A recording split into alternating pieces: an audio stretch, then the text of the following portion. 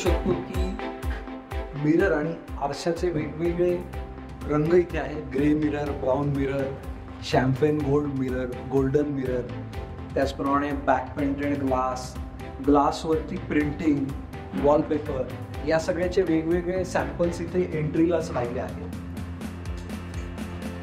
त्याच्यानंतर इथे पुढे आल्यावरती एक देवघरासारखं मॉडेल आम्ही केलंय. देवघरात बऱ्याच वेळेला असं होतं की दार देवघराचं जेव्हा उघडून ठेवलेलं असतं तेव्हा जाताना येताना ते अडतं. म्हणून हे वेगळ्या प्रकारचे चॅनल आहेत, पॉकेट चॅनल, की देवघराचं दार उघडल्यानंतर आपण अशा प्रकारे ते आत जाऊ शकतात आणि पूजा झाल्यानंतर जेव्हा आपल्याला बंद करून ठेवतात. अशा प्रकारे हे पॉकेट चॅनल असणारा देव. आमच्या एक्सपिरियन्स सेंटरमध्ये हा सोफा दिसायला जरी तुम्हाला अगदी सारखा दिसत असला तरी याच्या प्रत्येक सीटचा फील वेगळा आहे.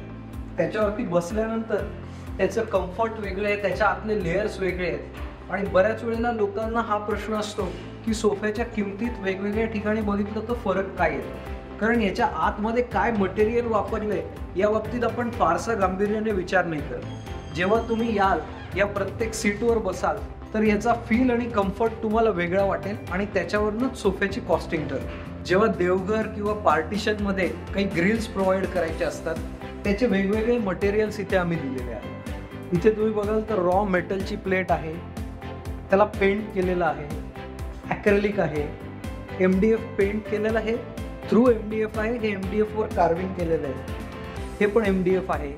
त्याच्यानंतर हे प्लायवूड आहे, ACP आहे. अशा वेगवेगळ्या प्रकारचे मटेरियल्स पार्टिशनमध्ये कसे लावता येतात आणि कसे दिसतात याचं सॅम्पल इथे आम्ही तयार केलं. लुवर्ड्स हे मटेरियल सध्या बऱ्यापैकी ट्रेंडिंग आहे. TV युनिट, बेड बॅग, सोफ्याच्या मागे पॅनलिंगला अशा बऱ्याच ठिकाणी वापरलं जातं. इथे सोफ्याजवळ पॅनलिंगला आम्ही ते मटेरियल वापरलंय. कॉम्बिनेशनला त्याच्याबरोबर वॉलपेपर आणि लॅमिनेट कसं दिसेल याचं पण आम्ही एक प्रकारे इथे डिस्प्ले सोफ्याच्या मागे तयार केलं. इथे TV युनिट डिस्प्लेमध्ये आम्ही डेमोसाठी तयार केलंय. या TV युनिटला प्रोफाईल लाईट दिलेलं आहे, इनडायरेक्ट लाईटचा इफेक्ट, वॉलपेपर, रस्टिक फिनिशचा स्टोन सारखा दिसणारा लॅमिनेट. त्या लॅमिनेट बरोबर आम्ही हे प्रोफाईल्स गोल्डन कलरचे वापरले.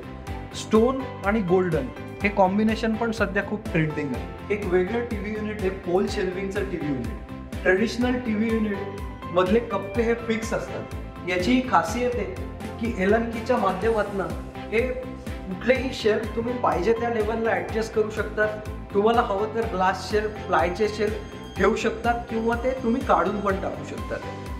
तुम्ही याला स्टडी टेबल सारखा पण वापर करू शकतात की हा शेल्फ मोठा केला, चेअर ठेवली आणि याला स्टडी युनिट सारखं वापरलं. सो हे मल्टीपर्पज वापरता येणारे एक वेगळं TV युनिट आहे जे सध्या ट्रेंडिंग आहे. आजकाल फ्लॅट छोटे असतात आणि 1.5 बेडरूम, 2.5 बेडरूम असे काही फ्लॅट असतात. मग तेव्हा एक एक्स्ट्रा बेडरूम कमी असेल तर लिव्हिंग रूममध्ये आलेल्या गेस्टसाठी हा सोफा कम बेड आपण देऊ शकतो. याला एक हायड्रोलिक स्टोरेज आहे ज्याच्यामध्ये तुम्ही चादरी उशा सहज अगदी ठेवू शकता. एरवी याला सोफ्यासारखं वापरा आणि रात्री याला बेडमध्ये कन्व्हर्ट करा. सो अशा प्रकारे सहज घ्या उचललं तुम्ही की याचा डबल बेड तयार होतो आणि नंतर दिवसा याला कन्व्हर्ट करून सोफ्यामध्ये कन्व्हर्ट करू शकतो. सोफ्याचा एक काउच म्हणून प्रकार आहे. बऱ्याच वेळेला बेडरूममध्ये बेडच्या समोर किंवा लिव्हिंग रूममध्ये जिथे आपल्याला मागून कुणी जाणार आहे पण सोफ्याला बॅक नको आहे असं काहीतरी द्यायचं असतं तेव्हा हा बॅकलेस काउच खूप सुंदर दिसतो. या सिंगल बेडमध्ये ट्रेडिशनली ज्या प्रकारे ट्रॉली असते तशी या बेडला उघडणारी ट्रॉली आहे.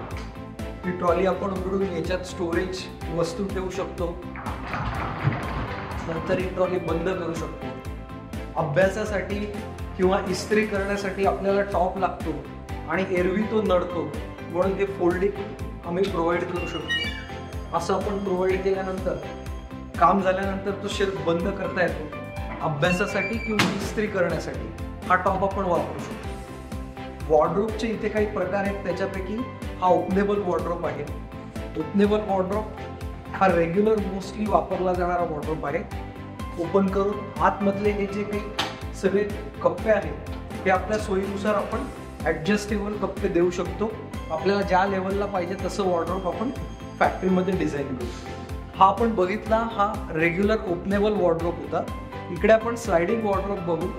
त्याचप्रमाणे हा जो बेडला आपल्याला ट्रॉली होती, तसा एक हायड्रॉलिक बेड मी तुम्हाला सोफा कम बेडमध्ये दाखवला. हा एक वेगळ्या प्रकारे मोटराइज हायड्रॉलिक बेड. या बेडमध्ये हे जे स्टोरेज आहे हे हायड्रॉलिकली उघडतं. याला मोटर लावलेली असते.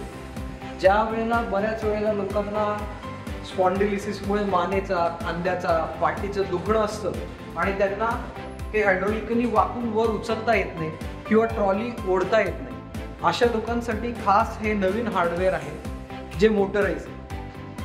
हे ओपन होते तोपर्यंत मी तुम्हाला स्लायडिंग वॉर्डरोब दाखवतो. या स्लायडिंग वॉर्डरोबला मिरर वापरलाय. आपल्याला मिरर नको असेल तर आपण विदाऊट मिरर पण वापरू शकतो. हा अशा प्रकारे स्लाइड होतो. स्लाइड झाल्यानंतर याच्यात छान ॲसेसरीज आहे. बऱ्याच वेळेला असं होतं की हात पुरत नाही, म्हणून हँगरचा रॉड या लेवलला डिझाईन केला जातो आणि वरची स्पेस डेड होते. इथे हे हार्डवेअर असं आहे की याच्यामुळे हा पूर्ण हँगर खाली येतो. जे काही आपल्याला घ्यायचं आहे ते आपण घेऊ शकतो, परत लावू शकतो आणि त्यानंतर काम झाल्यानंतर हा हँगर पूर्ण वर जातो. ही खालची स्टोरेज स्पेस आपल्याला त्याच्यामुळे वापरायला मिळते. त्याचप्रमाणे याच्यात एक दुसरी अटॅचमेंट आहे. बऱ्याच वेळेला आपल्याला कपड्यांना इस्त्री करायची असते, तर त्याच्यासाठीची अटॅचमेंट आहे. याच्यात हा इस्त्रीचा टॉप बाहेर येतो. इथे इस्त्री ठेवण्यासाठी हँगर आहे. हा हँगर पण आपण बघू शकतो. या हँगरमध्ये आपण इथे इस्त्री माउंट करू शकतो. आतमध्ये इस्त्री माउंट करायची. इथेच इस्त्री करून झाल्यानंतर, आयनिंग झाल्यानंतर परत याला आपण बंद करून आत ठेवून देऊ शकतो. हे अजून एक ॲसेसरीज ठेवण्याचं आहे. आपले बऱ्याच वेळेला रुमाल असतात, टाय असतात, त्या गोष्टी ठेवण्यासाठी आपल्याला काहीतरी अटॅचमेंट हवी असते. त्याच्यासाठीची अटॅचमेंट आहे. आतमध्ये कपडे हँगरवरचे दिसत नाही, म्हणून हा पूर्ण हँगर बाहेर येतो. जो हवा तो हँगर आपण काढू शकतो, काम झाल्यावर परत ठेवू शकतो. सो स्पेशली ट्राउझर्स आणि साड्या हे लावण्यासाठी हा हँगर खूप उपयोगाचा आहे. त्याच्यानंतर असे आपण मल्टिपल ड्रॉवर्स हव्या त्या लेवलला, हव्या त्या मापाचे डिझाईन करू शकतो. या स्लायडिंग वॉर्डरोबच्या सेकंड पार्टमध्ये आपण अजून काही वेगळ्या ॲसेसरीज बघू. इथे हे काही टब आहेत, बास्केट टब, ज्याच्यामध्ये आपण काही ॲसेसरीज ठेवू शकतो. आपले परफ्युम्स असतील, डिओड्रंट असतील, वेगवेगळ्या बॉटल्स असतील, त्या ठेवू शकतो. अशा प्रकारे हा हँगर पूर्ण बाहेर येतो. आपले जे शर्ट, ट्राउझर आहेत, आतमध्ये काय येते आपल्याला दिसत नाही, ते असे पूर्ण आपण बाहेर काढून बघू शकतो. हे ऑर्गनायझर आहे. याच्यामध्ये खूप छान आपण बघू शकतो की ज्वेलरीज, सगळ्या गोष्टी छान अरेंज करून याच्यात ठेवता येतात. गोष्टी तुम्ही नीट ठेवल्या तर त्या पटकन सापडतात सुद्धा. या ऑर्गनायझर बरोबर या बास्केटचे 3-4 वेगवेगळे प्रकार आहेत. ही पूर्ण बास्केट काढून बाहेर नेता येते. तुम्हाला जे काही स्वच्छता करायची, आवराआवरी करायची आहे, घड्या करून वस्तू ठेवायच्या आहेत, त्या या बास्केटमध्ये ठेवून तुम्ही परत आत ठेवू शकतात. ही एक वायर्ड बास्केट आहे. तशीच ही एक मेश बास्केट आहे. ही सुद्धा रिमुवेबल बास्केट आहे. ही पण काढता येते. ही मेशची एक बास्केट आहे. त्यानंतर चपला ठेवण्यासाठी हा स्पेशली एक ट्रे आहे. हा पण एक हँगरचा बाहेर येणारा प्रकार आहे. याच्यापैकी कुठल्याही ॲसेसरीज ज्या तुम्हाला हव्या असतील त्या डिझाईन करताना आपण वापरू शकतो. ज्या नको असतील, त्या नसल्या हव्या तर आपण नुसतं पण वॉर्डरोब डिझाईन करून देऊ शकतो. या सगळ्या ॲसेसरीज ओपनेबल वॉर्डरोबच्या शटर असणाऱ्या वॉर्डरोबला सुद्धा लावता येतात. आपण आधी ओपनेबल वॉर्डरोब बघितला, मग स्लायडिंग वॉर्डरोब बघितला. आता पोल शेल्विंग आणि स्लायडिंगचा हा एक अजून वेगळ्या प्रकारचा नवीन वॉर्डरोब आहे. या वॉर्डरोबचे जे शटर्स आहेत ते तुम्ही दोन्ही प्रकारचे देऊ शकता. ट्रान्सपरंट ग्लासचे पण देऊ शकतात, ओपेक ग्लासचे पण देऊ शकतात. याला प्लायवूडचे पण शटर देता येतात. ते प्रोफाईल्सचे शटर्स आहेत, ते स्लाइड होतात.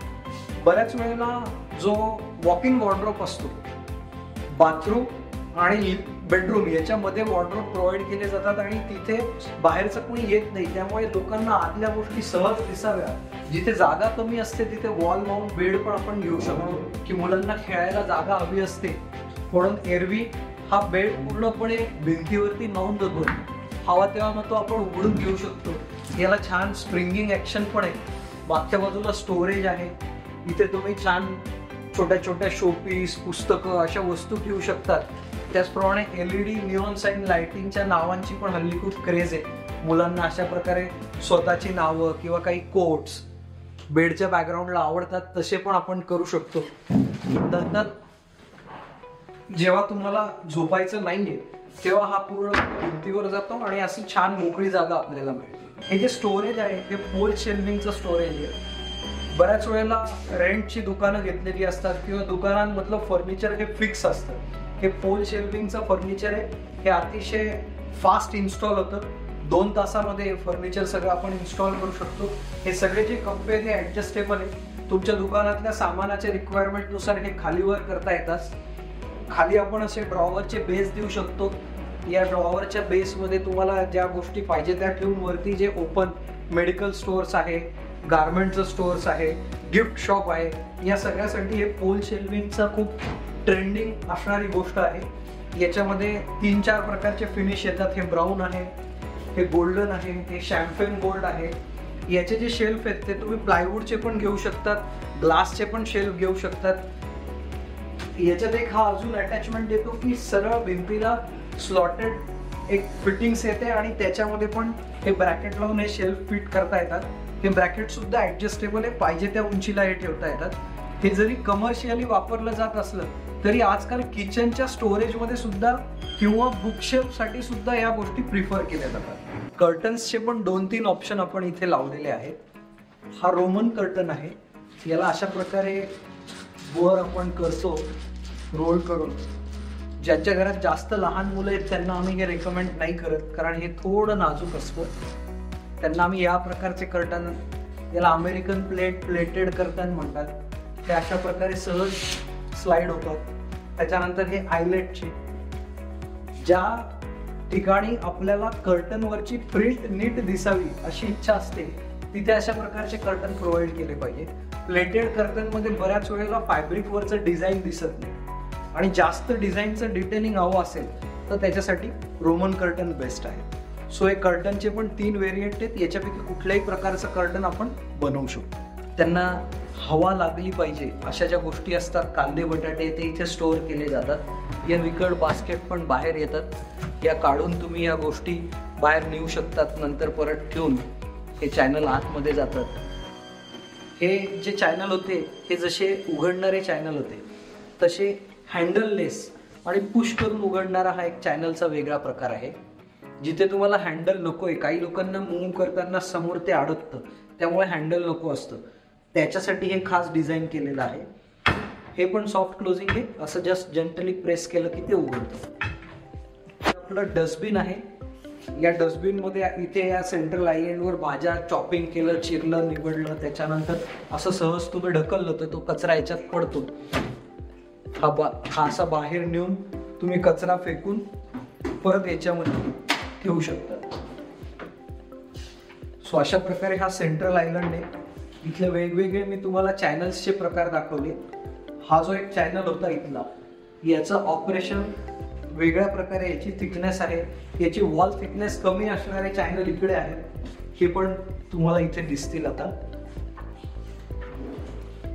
या चॅनलची थिकनेस कमी आहे, याची कॉस्ट पण कमी आहे, पण ऑपरेट करायला ते त्याच्या इतके स्मूथ नाही आहे. सो एंट्री लेवल, थोडं प्रीमियम, मिड सेगमेंट अशा 3ही प्रकारच्या गोष्टी आहेत. हा टॉल युनिटचा एक छान प्रकार आहे. याच्यामध्ये आतमध्ये सर्व प्रकारे छान स्टोरेज गोष्टींचं ठेवता येतं आणि उघडल्यानंतर मागच्या गोष्टी पुढे येतात. तुम्ही बघितलं की इनर लॅमिनेट तिथे व्हाईट होते, इथे इनर लॅमिनेट ग्रे आहे, कारण इथलं सगळं हार्डवेअर ग्रे आहे. तर त्याला मॅच होणारं लॅमिनेट पण आपण वापरू शकतो. सो किचनचे पण 3 व्हेरियंट आपण बघितले. एक्सपिरियन्स सेंटर अनुभूती दालन हे नाव आम्ही मुद्दाम याच्यासाठी दिलंय की तुम्ही स्वतः इथे या, टच करा, फील करा, गोष्टींचा अनुभव घ्या, एक्सपिरियन्स घ्या आणि ते वापरून बघितल्यानंतर मग ठरवा की कुठल्या गोष्टी घ्यायच्या आहेत, का घ्यायच्या आहेत, कुठल्या गोष्टी स्वस्त आहेत तर त्या का स्वस्त आहेत, महाग आहेत तर त्या का महाग आहेत, त्याचा टच कसा आहे, त्याचा फील कसा आहे. फोटोमध्ये किंवा व्हिडिओमध्ये बघून हे तुम्हाला लक्षात येणार नाही.